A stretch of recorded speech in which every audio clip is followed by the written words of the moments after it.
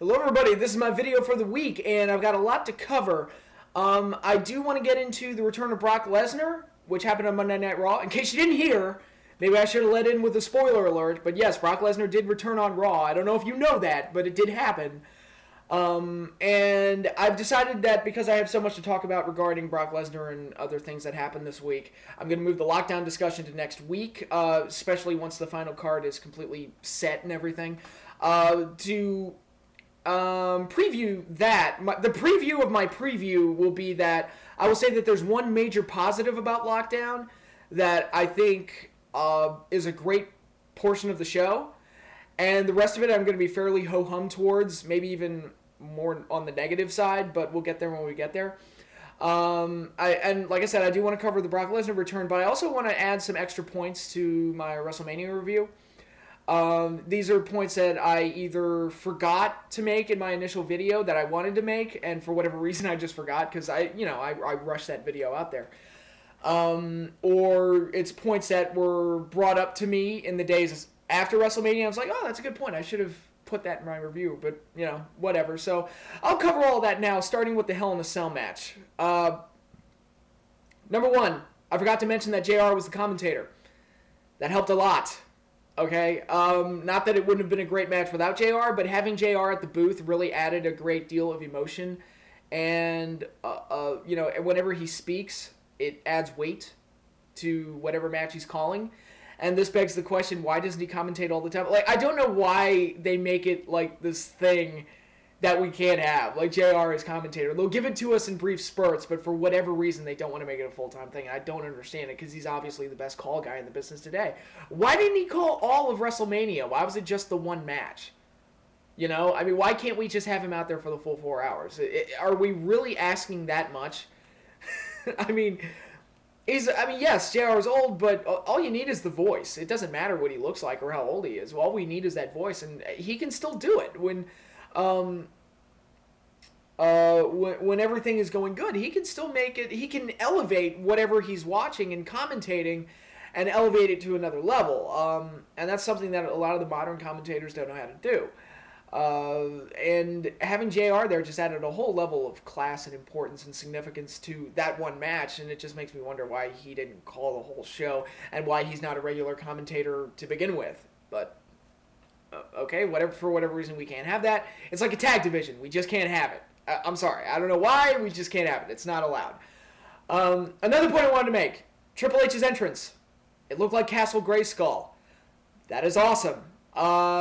Me being the He-Man nerd that I am, I was like, hey, that looks like Castle Grayskull. It looks pretty cool. It looked more like Castle Grayskull than the movie did. Anybody who remembers the Masters of the Universe Dolph Lundgren movie. The Castle Grayskull in that movie looked like a fucking pirate ship. It looked terrible. And it was even worse, because I remember watching that movie as a kid, and I wanted to see all of Eternia, all the great locations on Eternia, like the Sands of Time, and the Evergreen Forest, and Snake Mountain was the big one. We didn't get any of those. The only place we saw was Castle Grayskull, and it sucked. So I understand that was a low-budget film, but that was one of the major disappointing aspects, was that the Eternian locales were pretty pitiful. So, at least Triple H's entrance gave us a Castle Grayskull-esque set, I guess. It looked pretty cool. I geeked out a little. I don't know. That probably wasn't the intention, but it looked like Castle Grayskull, so nerded out for that a little bit. Another point I wanted to make in regards to the Punk Jericho match, which some people said that I was too hard on in my review. And I'll say that, and I want to make myself more clear on this, it wasn't a bad match. I don't want to make it sound like it was this awful, terrible match that just was a complete bomb. It wasn't. It just didn't live up to my expectations, and there are reasons for that I will not blame the two guys for. Again, watching the match, I feel like the effort was there. It was not Punk and Jericho's fault that the crowd was just completely dead for that match. Not completely dead. They came alive for the end, and the end was great. The last 5 minutes or so were great, but it was just a very slow, plodding match that the crowd just wasn't very interested in, and I think a large part of that is, A, they had to follow Hell in a Cell, which, it's almost impossible to follow a match where a guy gets bludgeoned to death with 20 steel chairs, 3 sledgehammers, 2 pedigrees, and a super kick. I mean, it's just, I mean, come on, it's just fucking crazy. You know, Punk and Jericho are not going to deliver anything that could follow that, which is why I felt they should have come before the Hell in a Cell. But another point that was brought up to me that I completely forgot to make in the review. Before the match, they added the stipulation that if Punk lost by DQ, he would lose the title. And that completely changed the story of the match going in. And I don't think the crowd really understood it. Because I'm speaking from experience, because I went to... The last pay-per-view I went to was SummerSlam 05. It was over here in DC, and I went. And whenever they showed a backstage segment, I just sitting in that crowd, I can honestly say that we didn't pay too close attention to it. We just didn't. They showed him on the telescreen and everything, but we didn't pay too much attention to what was going on, and some of them we couldn't even hear all that well. So it wouldn't surprise me if the audience missed that stipulation being added. Probably they were out taking a piss or buying merchandise, a lot of them. And I wouldn't be surprised if that stipulation was cut out. And it wouldn't surprise me if they were just utterly confused that they were doing this angle with no hyper buildup. That's why I hate adding stipulations last minute, because you're not giving the fans enough time to digest the story. They should have added that stipulation on the Raw, the go-home Raw to WrestleMania, right after Punk beat the crap out of Christian. They should have added that stipulation right away, so that way you have a whole week to accept that stipulation and let it sink in, so when they work it into the match, it doesn't feel like it's out of left field. And it felt even more pointless by the fact that they just kind of dropped that story midway through anyway. It just felt like by the end of the match, they weren't even doing that. Or, you know, Punk trying not to get himself disqualified or anything. So the whole thing just felt like a waste. And I do feel like that took away from the match as well. Again, I'm not saying it's a bad match. I'm not saying I dislike Punk or Jericho. I'm not saying I blame them for what happened. But it just wasn't the best WrestleMania match that I felt it could have been. I don't think it was on par with Hell in a Cell by a long shot. Not even close. I've had some people tell me they thought it was match of the night, which, that's your opinion, that's cool, but I don't think it was even close. I don't even think it was close to Rock and Cena, and Rock and Cena was, I said, was a good match, was not a fantastic Mania Classic or anything, but I don't think it came close to that match either. So, I don't know, Punk and Jericho just, to me, didn't deliver, and I think it's going to be one of those cases where it's like Eddie and Angle, where people praise the hell out of it when it happens, but a few years down the road, it's going to get forgotten, because at the end of the day, it really wasn't that special. And even, you know, I'll be honest, I thought Eddie and Angle was better than Punk and Jericho. That's just my opinion. And Eddie and Angle, again, good match. It was nothing special. It got a bunch of 4- and 5-star ratings when it first happened. You add on a few years, it kind of becomes forgotten, because in reality, it really wasn't that special. Again, good match, and Punk and Jericho, I would say it was an okay match, but it was nowhere near as good as I wanted it to be, and I think a large part of that is due to circumstances that were beyond their control. So that's that. I think that's pretty much everything I wanted to add for WrestleMania. Oh, and there was a joke about the Team Laurinaitis, Team Teddy match. I love that they took the time to turn Eve heel, even though she was already a heel. So it's like she turned from heel to heel. A nice waste of TV time there. Just saying. But yeah, those are pretty much all my thoughts on WrestleMania 28, and I hope I got them all this time. I wouldn't want to make another WrestleMania 28 video, but that's that. And then we got the fallout of WrestleMania 28 on Monday Night Raw, which I have to be honest, I thought was a great show. I thought it was one of the better Monday Night Raws I've seen in a long time, and yeah, I mean, there's a lot of little things on there that didn't really click. Like, I don't give a shit about Sheamus and Del Rio having a world title program, because I don't give a shit about the world title, and I've said it I think I've said it every video, the last 5 or 6 videos, they need to drop that belt, because it just doesn't matter. And it doesn't help that you have, like, boring, generic, smiling, green, white-skinned babyface Sheamus, who is, the fans are turning on him now because of the whole Daniel Bryan debacle, which I'll get to that in a minute. And he's facing Alberto Del Rio, who's the most generic heel ever, and he's terrible on the microphone. So that segment bombed, because it's just not interesting. It's not an interesting pairing to be at all, and I don't give a shit about the title anyway, so who cares? Lord Tensai, and I've said, if I haven't said it on previous videos, I don't remember if I have, but I was a big fan of A-Train back in the day. I was a fan of him long before he was Giant Bernard, and it kind of pissed me off that, because I remember when the internet hated him, Like, he sucks. WWE should let him go. And I defended him because I thought, look, he's a big guy who doesn't. He's not a cookie cutter big guy. He's unique enough to stand on his own. Is he world title material? No, but I think he's unique enough and talented enough. I felt he was talented enough to play a role and to be given something to do, and WWE barely gave him anything to do, in my opinion. And then he went on to Japan, became the Giant Bernard, and then all of a sudden, I guess because he worked in Japan, the internet fucking loves him now, and I just kind of like, I loved him first. I was a fan of his long before you were. But yeah, big fan of the guy. But then, so when they were bringing him back as Lord Tensai, I kind of, I was like, I'm not sure about this gimmick, but, I'll give it a chance because I do like this guy. And he comes out, and he looks like a Power Ranger villain, and and then he takes off the costume, which I like that they're not trying to hide the fact that it's A-Train. They aren't trying to insult us, and they're not trying to present him as a new guy. They are saying that he is A-Train, and he's just going by a new name and everything, and I do like that. But he wasn't that good. First of all, he looked very fat, and granted, he was never the skinniest guy in the world anyway, but he looked like he was big, fucking midsection there. It's like, dude, hit the treadmill. I was like, how long has he been this fat and jiggly? When did this happen? And I wasn't that impressed with the squash either. It just didn't look like his typical, what I was used to out of him years ago. But I'm not going to completely shit on it yet. Maybe it'll work, and maybe A-Train or Albert or Giant Bernard, whatever you want to call him, will find a way to make it work. I don't know. Part of me is thinking that it's just going to be Sultan Part 2, and he's going to be one of those monster gimmicks that just fades away after a few months. But we'll see. I do feel the guy's talented if he's in shape. He didn't look like the old A-Train back on Raw this week, but we'll see. What else happened on Raw this week? They're doing Johnny Ace as the evil boss again. Whoopee, I don't care. So that's pretty much the end of a bunch of unimportant stuff. But the big stuff was really, really good. Number one, I really loved The Rock's promo at the start of the show because it established a direction. I thought he was just going to come out, say all his catchphrases, and go I won, yippee, and then leave. Skedaddle on out of there. But then he said at the very end, I will be the WWE champion at some time in the future. And that made me go, ooh, that's a little interesting. I like that.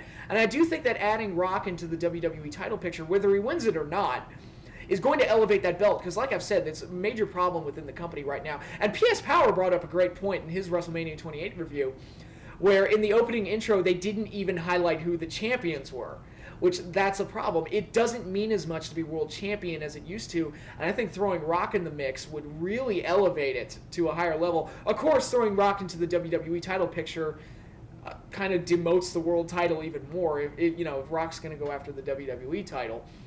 But I was very impressed. It was like, wow, that's kind of interesting. They have a direction and something they want to do with Rocky. So that's something to look forward to and to see where they go with him in the future.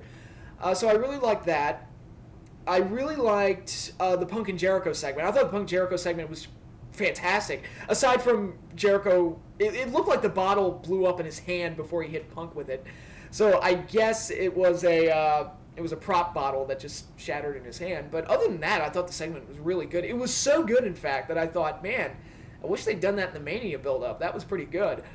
But whatever, it was a fantastic segment. If they're just going to make the April pay-per-view the WrestleMania rematch show, at least they set up this rematch fairly well. So I thought that came off really well. And obviously I have to talk about the end of the show where Brock Lesnar came back. Number one, before I get into Lesnar, I do want to talk about this. If I have to give MVP to Monday Night Raw, it would be the crowd.